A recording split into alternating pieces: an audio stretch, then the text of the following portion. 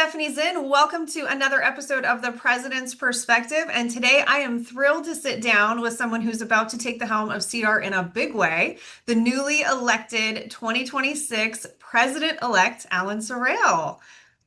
Thank you Thanks for for having me joining on, us. Stephanie.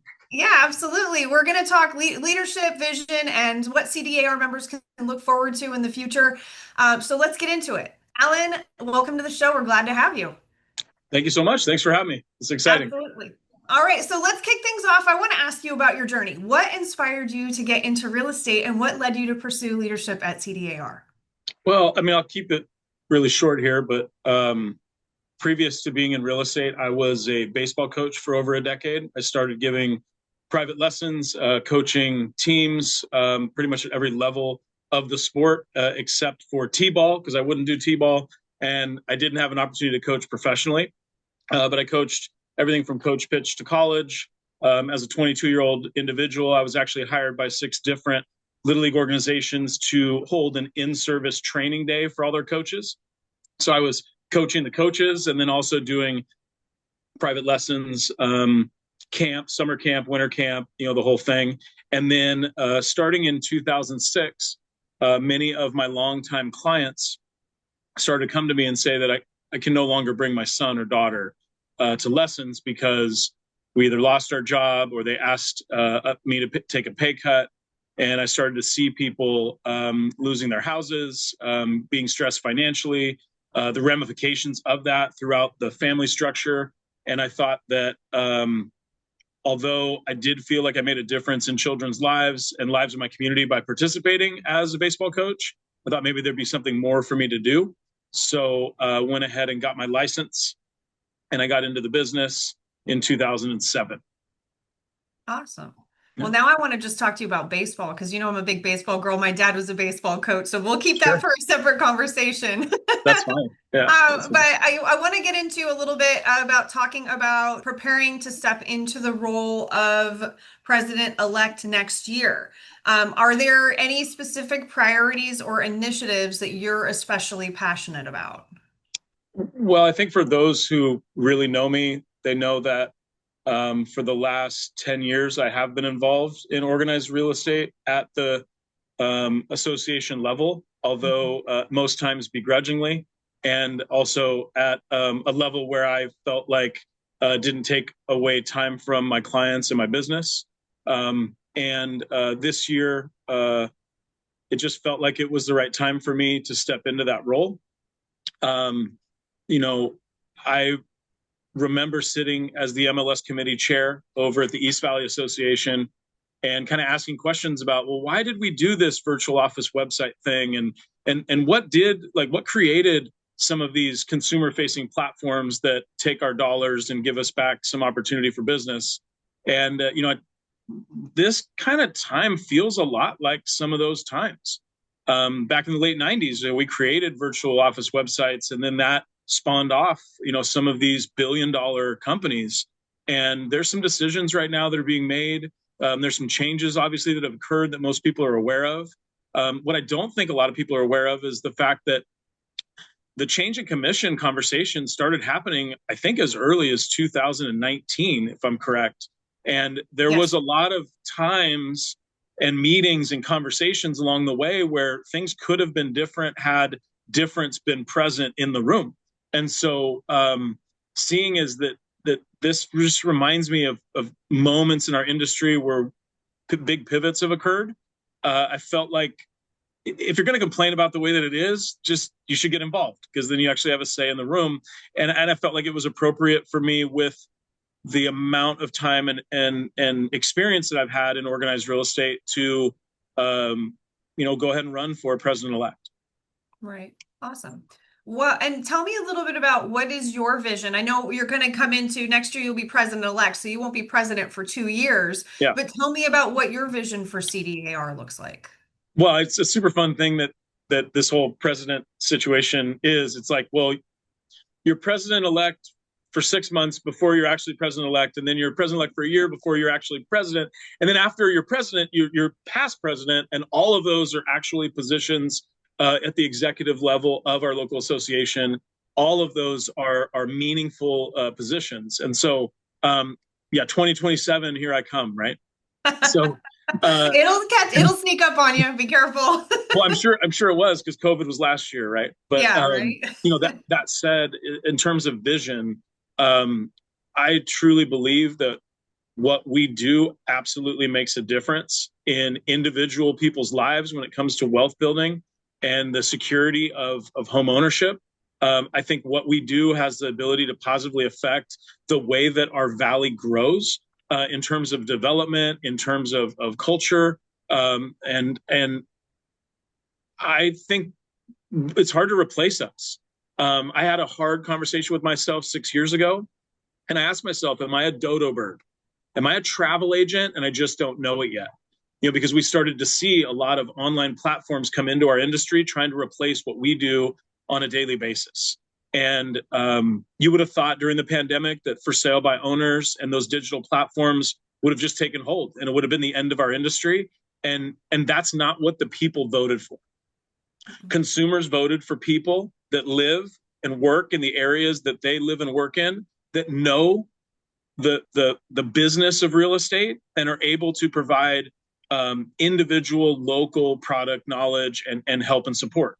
And so I think what we do matters. And I just want to stand in front of everybody that is in the association and try to represent the wants and needs of our local agents the best way that I can.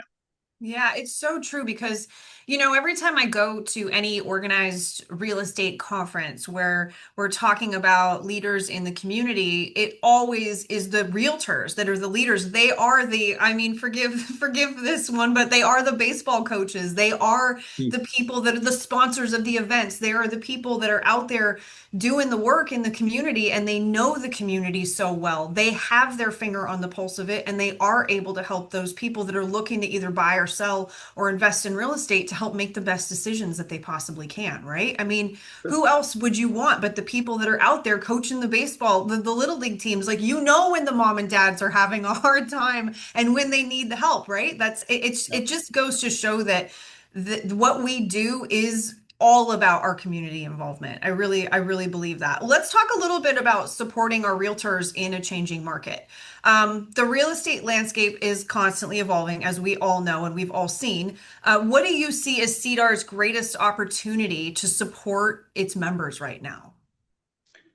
It's a tough question because I think the answer is one that uh, may not be present in entirety the way that we currently are. I was the education committee chair for 3 years at California Desert Association, and trying to put valuable training opportunities in front of agents was difficult because engagement right now is tough.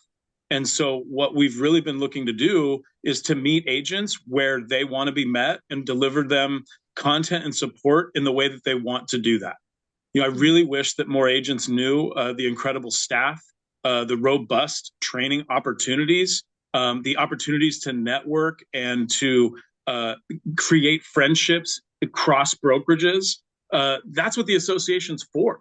And so what we've been attempting to do is to kind of move a lot of these individual offerings into a larger, more meaningful event that can start to create a new sense of community within our association. I understand, like, Stephenie, you have a flag that you fly, and I have one that I fly. At the end of the day, we all wear the R. And I just think that, what I've recognized from top productive agents is it doesn't matter what flag you fly. We all need a sense of community, and we need to understand, who we can go to for what when we need it the most. And I would just want the association to be the place where agents can turn to in their moment. And real estate happens in the moment. It doesn't happen next Tuesday at 5. But if they can go to in the moment to get the help that they need. And so some of these larger events, the panels that we've had, top agents sharing what they're actually doing to be successful, sharing the journey it took them to get from 0 homes sold to 1, and then from 1 home sold to many, I think is really helpful. And so, I feel like we're on the right path. We're moving the right direction, as evidenced by the response from the association members. And I just want that to continue because I feel like at the end of the day, everybody needs a place. Everybody needs a community. and together we'll all achieve more. Absolutely. So, and I think we touched on this a little bit without really knowing it, but for agents who haven't been involved in the association yet, what would you say to encourage them to get engaged? You just kind of talked a little bit about Yeah, why but you would want I to be think a part of there's it. more to the answer because there's kind of two things. Yeah. Um, you know, if you don't want to be involved in helping be on a committee or chair a committee, you still should engage with the association. There's so many free resources and help. The staff is incredibly knowledgeable and more than willing to take the time to help either get you in the direction of the right answer or give it to you directly. Mm-hmm. Second thing is, if you care about or you feel passionate about helping support what organized real estate does to benefit realtors in the area, then get involved. Every voice, I mean, I've sat on committees and chaired them, and I'm fortunate to be on the board of directors this year. There's so many great brains in those rooms. There's so much knowledge and passion. There's some really great people like living amazing lives, and they are involved in organized real estate. Mm-hmm. I'm fortunate to call several of them my friends. And I also have like this list of speed dial people where I don't know how to get through X issue in Y area. It's a phone call away. And I wouldn't have those resources and that network if I didn't take the time to give back to our industry by being involved. Absolutely. I could not agree with you more. The resources that I have gained by getting involved and at the local, at the state, and the national level, I've got friends in places that I never would have imagined. I was just in DC and ran into somebody I met 15 years ago at a YPN conference. Neither one of us look like we're young professionals anymore. We look a little more seasoned than that, but it's just great to still have those relationships that you've built so long ago, and put in the time to invest. So let's talk a little bit about looking into the future. What excites you the most as you look forward to your presidential year? I know it's a little ways off, but so tell me, Sure. when you look out and see that on the horizon, what does that make you feel? You mean other than free pizza Fridays? No, that's a joke. Though. All in for Alan. Yeah, that's a joke. No, if you look forward, we're at a pivot, flat out. With some emerging technologies coming into our space, Yeah. with some of the rules that we're governed by, with certain things that are happening in terms of property ownership in California, how they're treating investors. There's laws. I mean, there's a lot going on right now, and if it pivots left or right, it changes the way things look in 10 years. Yeah. I'm excited because I was born in a time in the industry where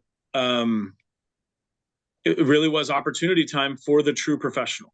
Mm-hmm. And what I've done in my entire career is really worked hard to help other people be able to change their life through a successful career in real estate. And so I look forward to being in the room for some of these decisions. I look forward to hearing from the people in the association as to what they think the best next steps are, and really taking what does it look like in 20 years? And if it doesn't line up, then maybe we don't do it. Because doing something just for now because it fixes an immediate problem, that may not help us long term. So I'm going to be here for the next 20 years. I want to make sure that the industry is the way I think it would work best for our clients that we serve, our community that we serve, and also for the realtors involved in the association. Yeah, and from one president to someone who is coming into this term himself, I will say that if there's anything I've learned from my year as president, so far, I'm only halfway through, but it Yeah, is it's just halftime. that, and Today's I think, halftime. Yeah, right? I know. yeah. I think you and I operate sort of the same way. When we were prepping for this today, you're just like, I don't need to prep for questions. You can just ask me, and I'm going to tell you how I feel. I think you and I both kind of operate a little bit of that way where we don't necessarily have an agenda, or a set list of things that these are the things I'm going to get done. It's really about what does the association and what does the organization need at the time that I'm here. For me this year, it's been a real transitional year where we're changing so many things.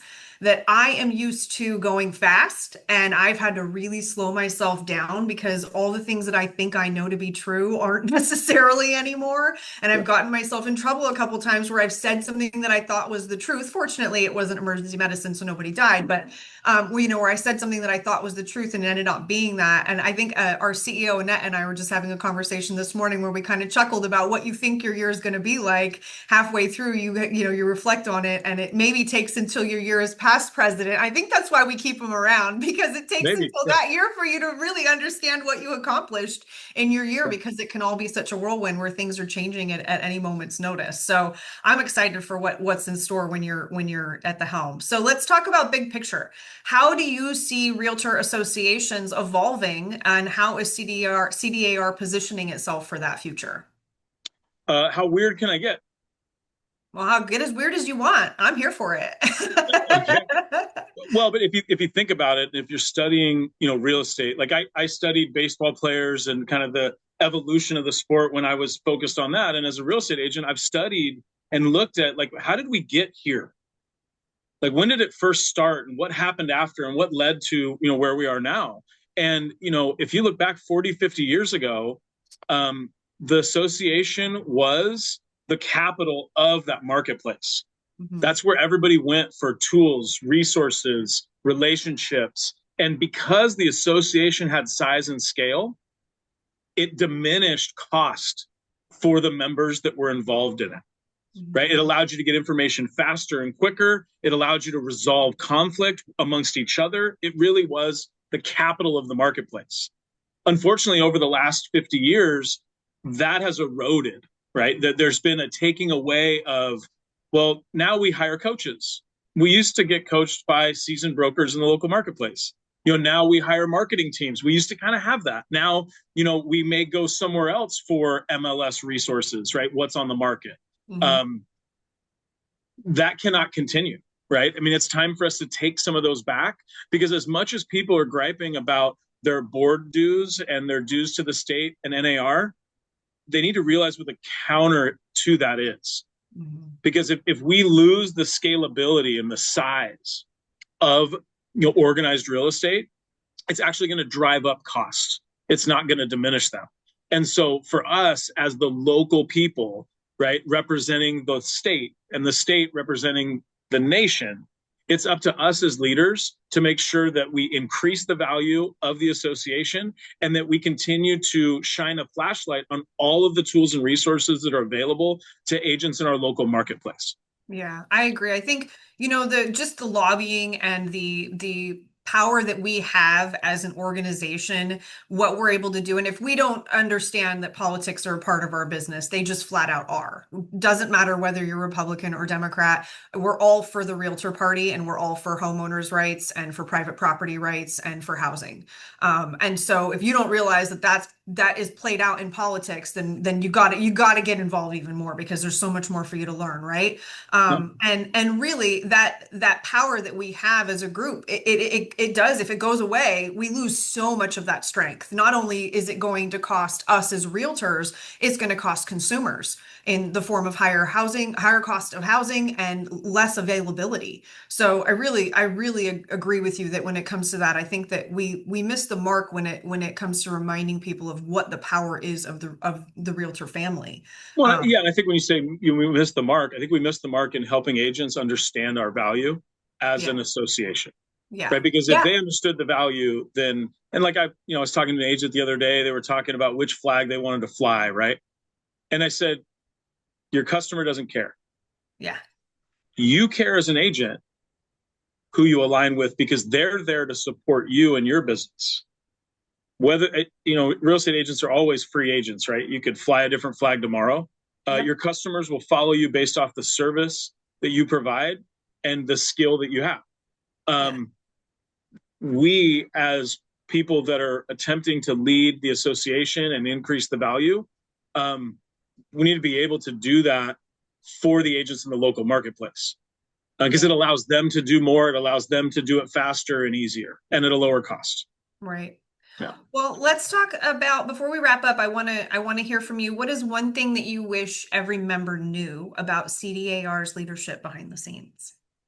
There are some really great people, but one of the things I wish, Aw. yeah, no, they truly are, and I think everybody that's interacted with them on an individual basis would say that. They also take a lot of pride in what they do, and they show up every day with a fantastic attitude, which isn't easy.